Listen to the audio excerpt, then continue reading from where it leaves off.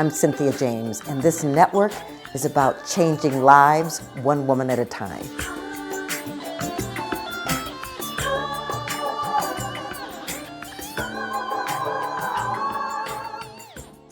Welcome to Women Awakening. I'm your host, Cynthia James. I get the extraordinary honor of introducing you to amazing women. Women that inspire me, women that are change makers, women that are making a difference in this world. I'm so excited about that. I want you to know that we're on all the podcast platforms. So you can go to Spotify and iTunes, iHeart, you can go to Amazon, you can go to YouTube. You know, you want to meet these women because my desire is that they will inspire you to step into your greatness. So my guest today is Sheri Fink. She just is amazing. She's an inspirational speaker, #1 best-selling author, president of Whimsical World, an empowering brand she founded with her husband, award-winning author Derek Taylor Kent. Their mission is to inspire, delight, and educate children of all ages while planting seeds of self-esteem and high achievement. Sheri is best known for her beloved The Little series, including Little Rose, Little Unicorn, Little Dragon, and her newest book, Insta Grateful, Finding Your Bliss in a Social Media World. We would definitely talk about that. It's an innovative self-help book, motivational memoir about how to maximize passion, peace, power, prosperity, and panache in your life in today's hyper busy, highly distracted social media world. As an author of 13 best-selling books in multiple genres, she travels the world inspiring audiences of all ages to believe in themselves, dream bigger dreams, and take action to live their best lives. Welcome, Sheri. Thank you so much for being here. Well, thank you for the lovely introduction. I don't think anyone has ever put so much beautiful soul into the way they read it. You actually had me tearing up. I was like, wow, I get to be this person. This is so exciting. Yes, you do. And it's awesome that, you know, your passion for me comes across in the bio. So, you know, before we started recording, I talked about the fact that women think that, you know, successful people, it just sort of happens. But let's talk about where you came from. Where were you born? What kind of childhood did you have?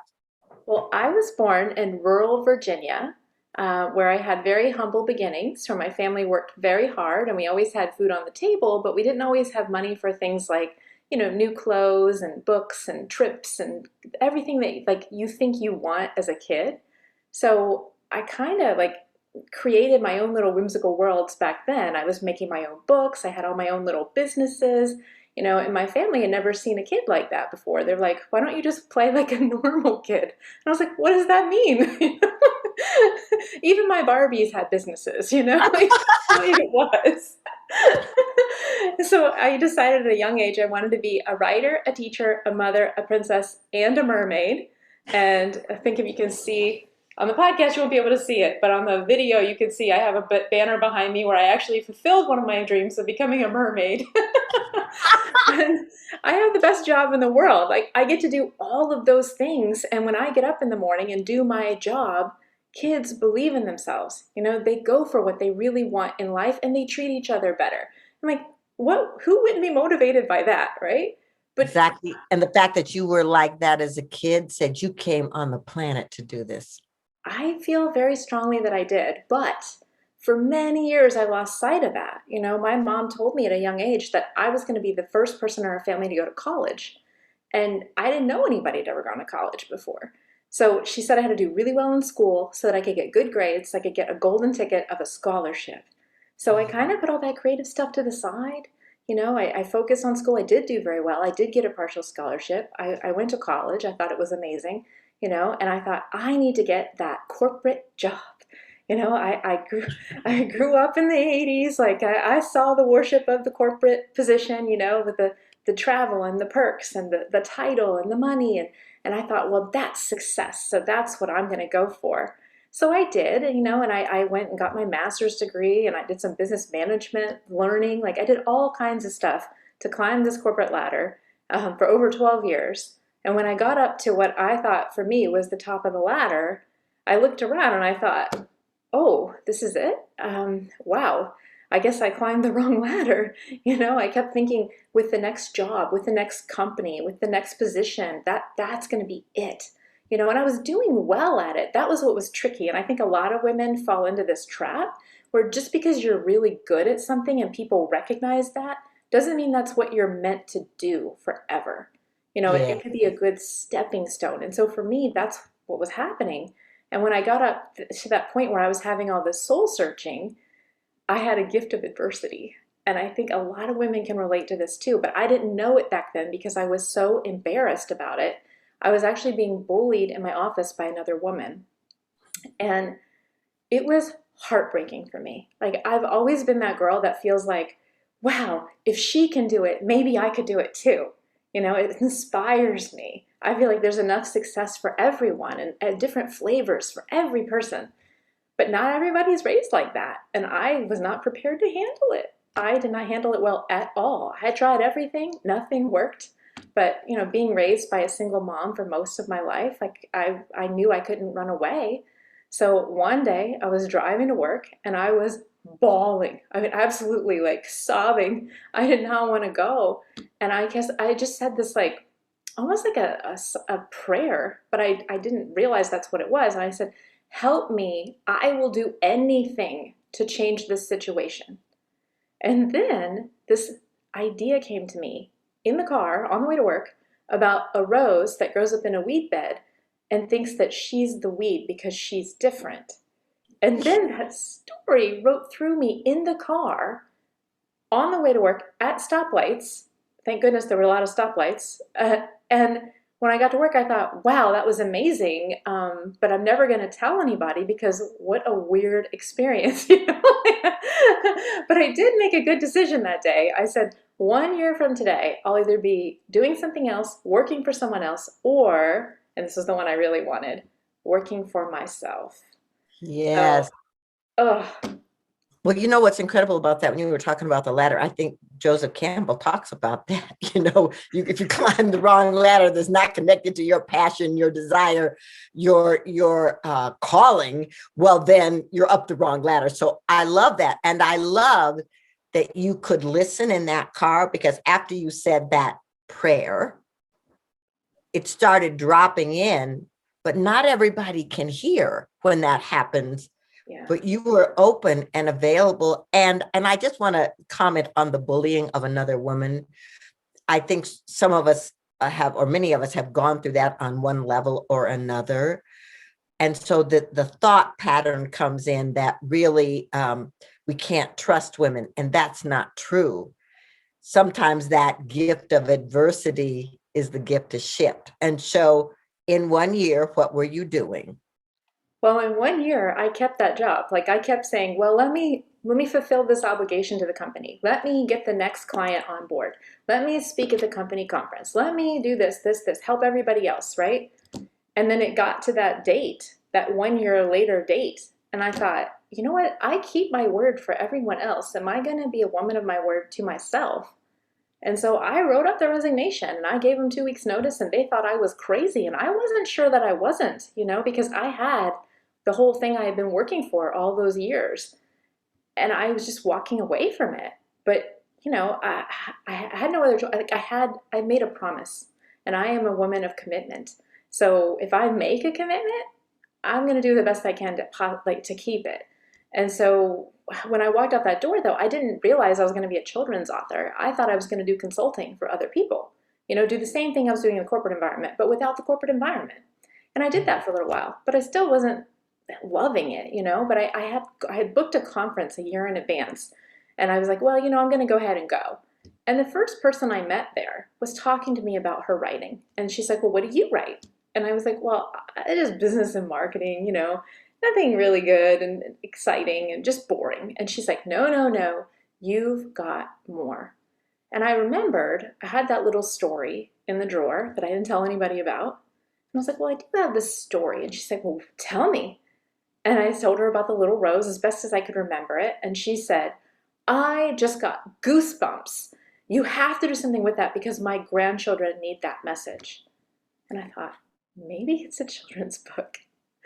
And that idea was like tantalizing and terrifying because I had just been through this whole bullying thing, So the message I took from that incorrectly was it's not okay to shine, you know, Yes. don't be a tall poppy or like, just kind of go under the radar. And that's not the case. Like there's enough shine for everyone, right? So I was Right. still kind of in that protective mode. I remember when I told her the story, I was all flushed, like my chest was all red, my face was like I was like, why am I reacting like this?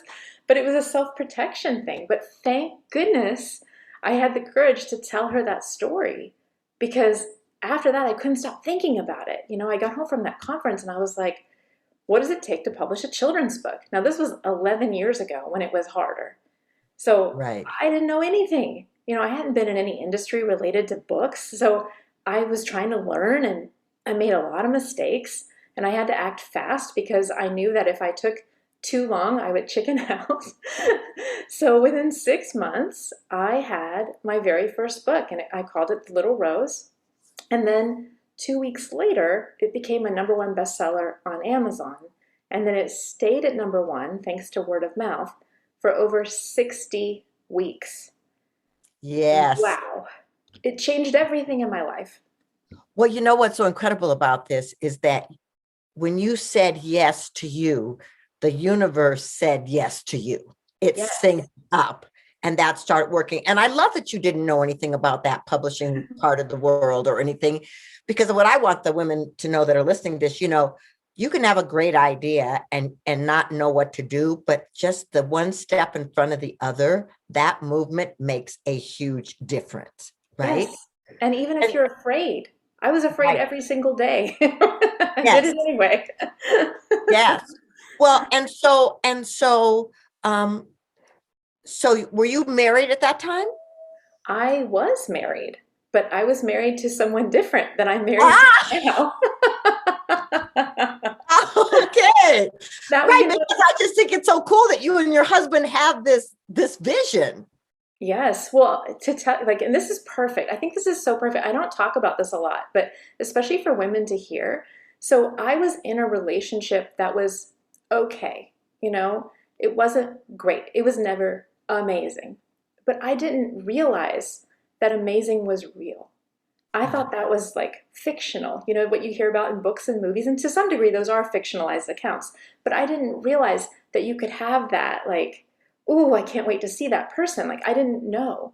And so when the book came out and I started building this business, I had so much passion and aliveness like every day. And I thought, I want to feel like that in every area of my life. So I started like systematically looking at my choices and saying, okay, well, if I'm sedentary, if I don't exercise, I'm not going to have that, the energy to do all these things I really, really, really want to do.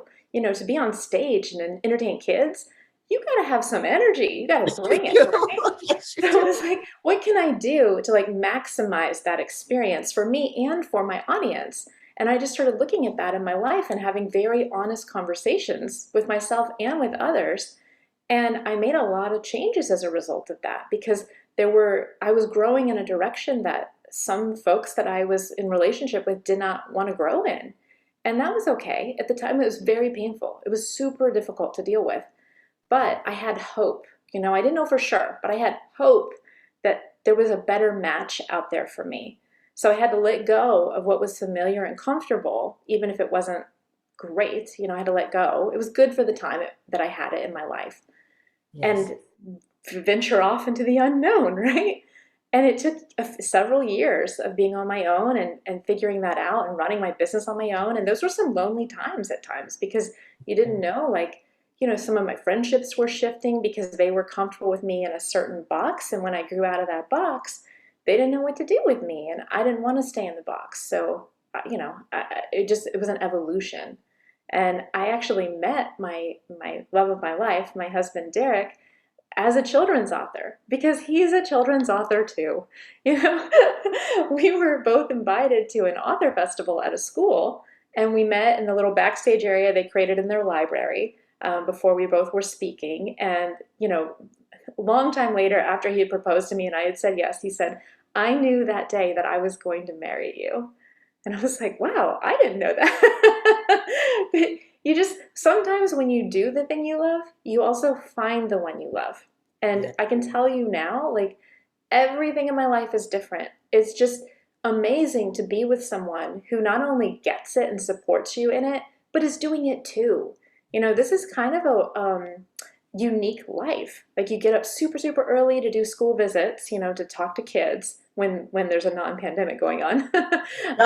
And then you're staying up late because you're creatively inspired and you want to write the next thing, right? Or you're working every weekend because that's when the festivals and the writers' conferences and all the events are that you can speak at and meet other writers and get inspired. It's a very, it's not a 9 to 5 lifestyle.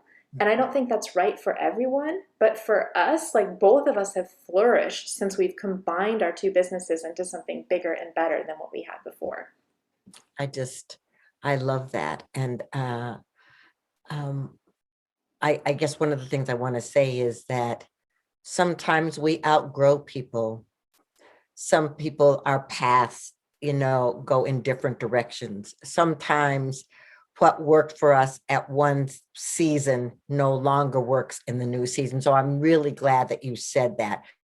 And I want to talk about the shift that you're going through right now. I want to talk about Insta Grateful because that's not a children's book, right? Right. That's absolutely right. So Insta Grateful is my newest book. And I was very inspired to write it. Well, number one, people have been asking me for something like this. So the parents of the fans, the children who read my books are like, oh, when are you going to write something for me? And so I was like, well, I really am inspired to write something motivational because I personally love the self-help industry. I love reading the books. Even if I just get one golden nugget out of each book, and I usually do, usually multiples, that I can apply to my life or my situation or the way I look at things. Like it just shifts things for me. And so I wanted to do that for other people. But it's also a really vulnerable thing, right? Because instead of using other people's stories, a lot of self-help books, they use other people's stories, right? Like they'll give examples of a stranger that you've never met who lives in a far off place and they'll tell their story. My book is full of my personal stories, which I love and I'm also terrified of. Like when I was writing it, I was like, oh, this is so personal. And I was like, you know what? This is the truth. This is what people need. This is what I want to read in other people's stories. It's almost like a memoir in a degree. Like, but the thing that I love about it is like the things that I've discovered through the last 10 plus years are all in the book. And I feel like anyone can read it and not only like see themselves through the situations that I've been in, even if I've done the completely wrong thing and been weird and ridiculous in it, but they can also take something from it. Like, oh, you know what? That it's okay to let go. Like when you're just saying that thing about letting go of the past, there's a story I tell in the book about when I was researching for my book, The Little Seahorse, and I was touring these different aquariums around the country. And they would give me an expert and I'd get to walk around and I'd ask a lot of questions. I have a lot of curiosity, and there was one place in a Georgia aquarium where they had this enormous lobster, like the biggest lobster I've ever seen. Like in my memory, it's like the size of a VW bug. It was enormous. And I was like, how does a lobster grow that big? And they're like, well, the lobster molts. And I didn't know that. So the lobster grows and then the shell breaks off, sometimes piece by piece, or sometimes the lobster grows so fast that the shell just pops off and they're naked, right? And then they're gushy and weird and they want to hide to be safe because they don't have their protective armor, and it eventually grows in and then they can go out and be a lobster again. And I thought, oh my goodness, I am a lobster. I am molting and I am naked and vulnerable and I want to hide. And I feel like a lot of us feel that way. But if you think about it in the terms of the lobster, right? How ridiculous would it be if that lobster then tried to deny the fact that it had grown and then was holding on to the old shell like a backpack, right? Just carrying it around. But we do that as women. Like we want to make it work. We want to make other people happy. And a lot of times it's not the best thing for us, you know? So there's a way to grow and let go that's best for everybody. And I think that was the biggest takeaway that I had. And one of the big and the other thing that inspired the book was that people really, really, really rag on social media. And I get it. There's a lot of things that I don't like about it. However, it has done so much good in the world. If you want to look at it that way, like because of social media, I've been able to connect with fans all over the world that wouldn't even have known that my books existed otherwise. You know, I've gotten fan mail from Bali. I have never been to Bali. You know, it's amazing. And people meet me at festivals and events at Comic Cons and they'll start crying when they talk to me and they're like, I don't know why I'm crying. I just feel like I know you. And I'm like, well, how are you familiar with me? Oh, through social media. And I was like, well, then you kind of do know me, you know, because that's what I put out there. You know, it's like I want to speak from the heart, and I think for me, the biggest shift with social media came when I realized that the personal is what connects. It's not talking about yourself in the third person. You know, sometimes that's appropriate, right? But it's when you show your dog. It's when you're showing a ridiculous ice cream cone that you're eating. You know, it's when you're being playful and being real. That's what people connect to. And when I think about social media as like my own online magazine, you know, like I curate. I want to put in there people who are doing great things. I want to talk about a book that really moved me. I want to show like an incredible vacation spot that I've discovered that I think other people will enjoy. You know, all those things, I get to put that into my online magazine, which is my social media. And Right. I can just block anything that I don't want in there because this is my platform, right? Yeah. And I think when we take control of it and we don't allow ourselves to become victimized by it, it just shifts it. It makes it fun and playful again. And that's what I really needed in my life to be able to continue to connect with fans and to have fun with it.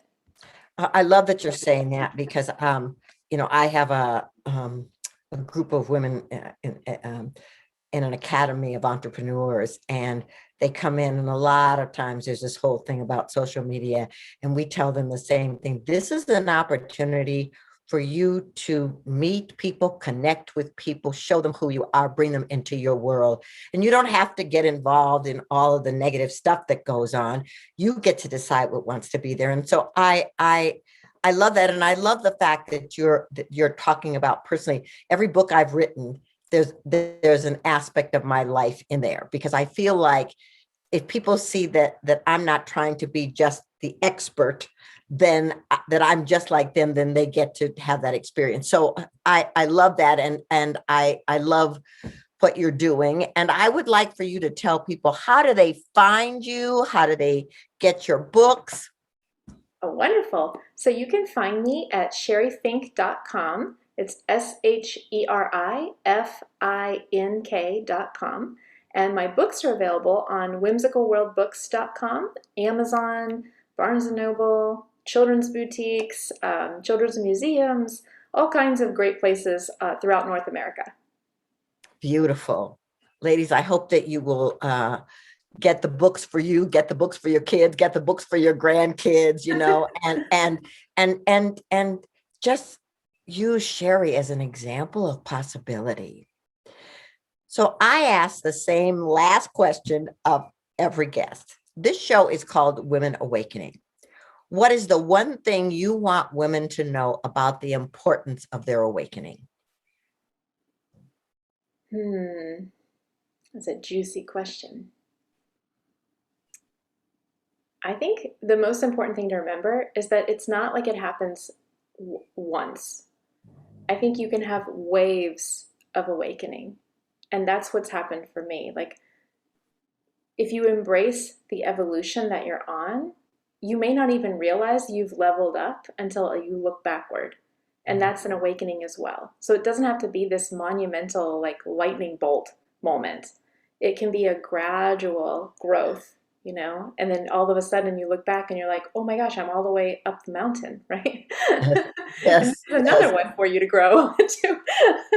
So just to embrace your awakening, whatever that unique experience is for you, and to allow other women the grace and the space to embrace theirs. Beautiful. Well, Sheri, thank you so much for being here. I love your energy and I love your passion. And I'm excited to see, the next iteration of you because I know there will be one. And so thank you for being here. You're welcome. It's been an honor. So, ladies, we do these every week. You get to meet amazing women just like Sheri who are inviting you to step into your greatness. Because here's the deal. You're powerful, you're original, you're magnificent, you're dynamic. You are a masterpiece in the making. And so you get to step into that truth in extraordinary ways the moment you decide. And it doesn't mean you're not afraid. It just means you get to say yes. So thank you for being here. Please subscribe. Please tell your friends and join us because we have people all over the world that are awakening. Much love to you. I'm very excited to be your host. Bye.